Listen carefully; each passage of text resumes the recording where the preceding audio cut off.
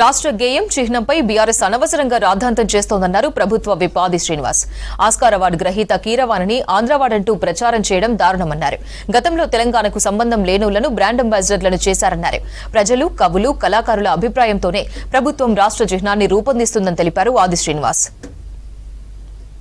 తెలంగాణ ఉద్యమాన్ని ఉవ్వెత్తున ఎగిసిపడేలా చేసినటువంటి పాట జయ జయ తెలంగాణ కవిత రచయిత అందశ్రీ గారు రాసినటువంటిది.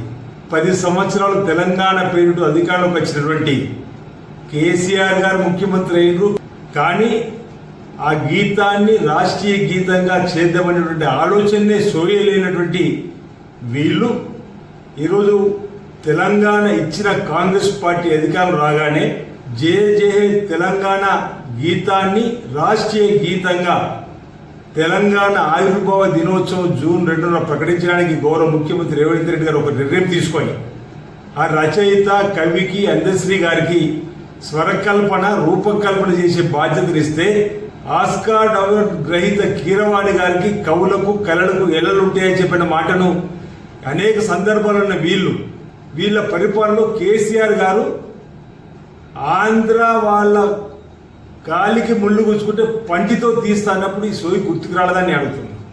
సమంతను చేనేతకు బ్రాండ్ అంబాసిడర్గా, ఆంధ్ర కోటలు సమంత, ఆంధ్ర అమ్మాయి మంచులక్ష్మి, అసలు ఈ రాష్ట్రానికి సంబంధం లేని రకుల్ ప్రీత్ని ఒకరు చేనేతకు బ్రాండ్ అంబాసిడర్గా, ఒకరిని బాలికా విద్యాకు బ్రాండ్ అంబాసిడర్గా, ఒకరు స్వచ్ఛ భారత్ అంబాసిడర్ చేసినప్పుడు ఈ పౌరుషం మీద ఎక్కడికి పోయింది అడుగుతున్నా.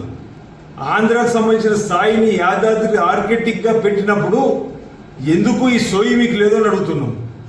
ఈనాడు ఓ చక్కటి ఉవ్వెత్తిన ఇచ్చినటువంటి అందశ్రీ గారిని ఈరోజు మేము వెలికి తీసి రాష్ట్రానికి గీతంగా ఏర్పడేసే క్రమంలో ఈ విధంగా అరుపులు పేడబొబ్బులు మానుకోవాలని చెప్పని ఈరోజు టీఆర్ఎస్ పార్టీ నాయకత్వానికి ఈ సందర్భంగా మేము తెలియజేస్తా ఉన్నాం.